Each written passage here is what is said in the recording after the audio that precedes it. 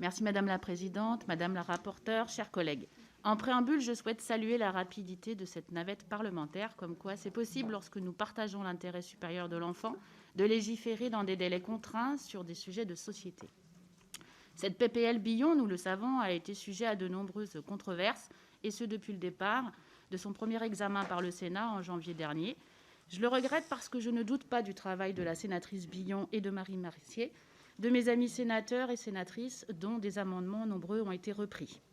Cette PPL reprise par le gouvernement en deuxième lecture a repris l'essentiel de la PPL que j'avais déposée, y compris les amendements votés le 18 février. La différence majeure est que sur cette PPL Santiago, qui a marqué l'histoire en étant conforme aux attentes de la société avec un seuil d'âge à 15 ans et 18 ans en cas d'inceste, un message clair et audible de tous: non, un enfant n'est jamais consentant à l'inceste, et non, un enfant n'est jamais consentant à une relation avec un adulte. En reprenant le texte de Billon et la philosophie de la PPL Santiago, vous avez modifié certes le texte initial du Sénat, et la rédaction sur laquelle nous travaillons est indéniablement porteuse de progrès, mais aussi de recul sur la protection des mineurs pour certains points. 3 en particulier viennent entacher ces belles avancées qui ont déjà fait grand débat chez nos homologues au Sénat et dans la société. La condition d'écart d'âge, tout d'abord, doit être supprimée. Les associations de la protection de l'enfance sont vent debout contre ce qu'elles ont raison de qualifier d'un grave recul, qui fragilise terriblement la protection des mineurs de 13 et 14 ans. La loi doit dire 15 ans c'est non, un point c'est tout. Si nous regardons la situation plus précisément, la France n'avait pas de seuil d'âge et nous faisions partie des rares pays à ne pas avoir légiféré. Désormais, nous aurions un seuil d'âge, mais nous serions le seul pays à avoir cette situation juridique d'écart d'âge de 5 ans, non protecteur des 13 et 14 ans, avec des majeurs. Alors, regardons le droit comparé, chers collègues. Autriche, un seuil d'âge 14 ans, écart d'âge 3 ans maximum. Espagne, seuil d'âge 16 ans, pas d'écart d'âge, mais prend en compte si l'auteur est proche en âge du plaignant. Italie, seuil d'âge 14 ans, écart d'âge 2 ans.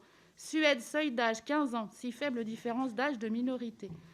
Suisse, seuil d'âge 16 ans, 3 ans maximum d'écart d'âge. Belgique, pas autorisé, 14 ans. Tunisie, 16 ans, pas autorisé. Allemagne, 14 ans, puni tout acte de nature sexuelle commis à l'égard d'un mineur de 14 ans. Portugal, 14 ans, pas autorisé. Royaume-Uni, tout acte à caractère sexuel avec un mineur de moins de 16 ans constitue une infraction pénale. Vous le voyez, les amours adolescentes ne sont pas en Europe et dans différents pays une situation qui a retenu l'attention des législateurs, et pourtant, il doit bien y avoir des amours adolescents dans ces pays. Aucun pays n'autorise une relation avec un mineur de 13 et 14 ans avec un adulte. Dans cet esprit, la France ne peut en aucun cas faire figure d'exception et moins bien protéger les mineurs de 13 et 14 ans qu'en Europe. Je vous le demande encore une fois, nous avons le temps de modifier l'écart d'âge pour le rendre compatible avec nos attentes, à savoir protéger les mineurs et marquer très clairement, comme les autres pays, que non, un majeur ne peut pas avoir une relation avec un mineur en dessous du seuil d'âge qui aura été fixé. Je rappelle que si l'écart d'âge existe dans plusieurs législations étrangères, comme vous venez de le voir, il est généralement de l'ordre de 3 ans, voire moins. Dans l'état actuel du texte, la France resterait parmi les pays les moins protecteurs pour les mineurs victimes de violences sexuelles. C'était tout le contraire qu'on attendait. Ensuite, la condition à la fois absurde et incohérente avec le droit actuel qui veut que l'inceste ne puisse intervenir que lorsque l'auteur a une autorité de droit ou de fait sur la victime. Lorsqu'un frère de 21 ans viole sa petite sœur de 16 ans, en l'absence d'une telle autorité, il ne s'agirait donc pas d'un viol incestueux. Soyons sérieux, il n'existe pas d'inceste consenti ou heureux. Il s'agit toujours d'un calvaire qui hante les victimes parfois tout au long de leur vie. Enfin, il faut, à mon sens, au-delà de l'inceste, porter le seuil d'âge à 18 ans pour 2 cas de figure.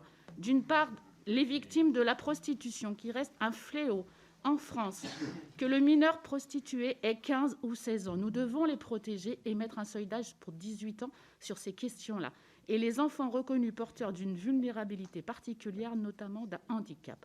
Enfin, l'actualité récente nous force à l'humilité, mes chers collègues, et à l'urgence de donner un cadre précis à la justice. Comment un homme de 27 ans peut être jugé en appel pour atteinte sexuelle lorsque la victime est une enfant de 12 ans, enceinte et qui a accouché?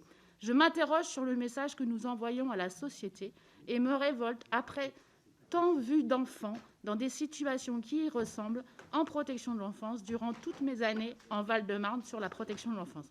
Il reste du chemin. J'ai confiance en nous tous pour faire bouger les lignes en France, dont ce texte il est encore temps.